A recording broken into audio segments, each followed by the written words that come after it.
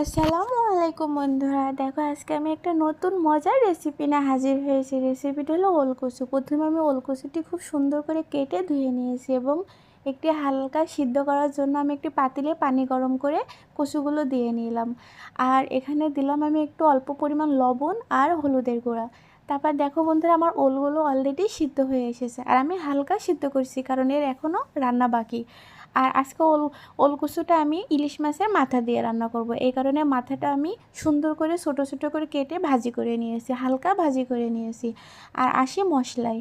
আর মশলায় আমি এখানে সেম মানে মানে যেমন মাছ ভুনা গোশ রান্না করে সেম মশলাই এখানে মশলাটা দিয়ে নিয়েছি। যেমন এখানে পেঁয়াজ কুচি, ধনিয়া গুঁড়া, জিরার গুঁড়া, মানে গুঁড়া মরিচ, হলুদ, লবণ, তেল, একটা টমেটোও দিয়ে নিয়েছি।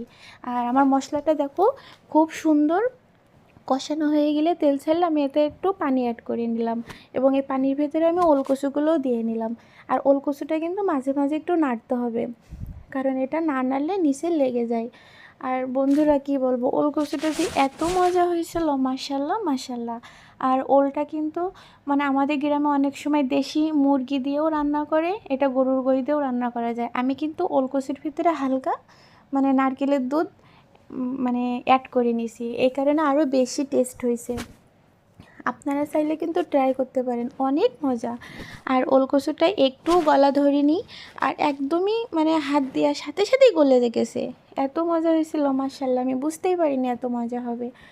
আর এটা তো সবাই মানে আমাদের বাসায় সবাই চিনে না, জানে না, তারপরও খাইছে আলহামদুলিল্লাহ মাশাল্লাহ। আর এটাই হলো আমার আজকের ওলকচু রান্নার রেসিপি। দেখছো বন্ধুরা কত সুন্দর হয়েছে। সবাই আমার জন্য দোয়া করবেন। আল্লাহ হাফেজ।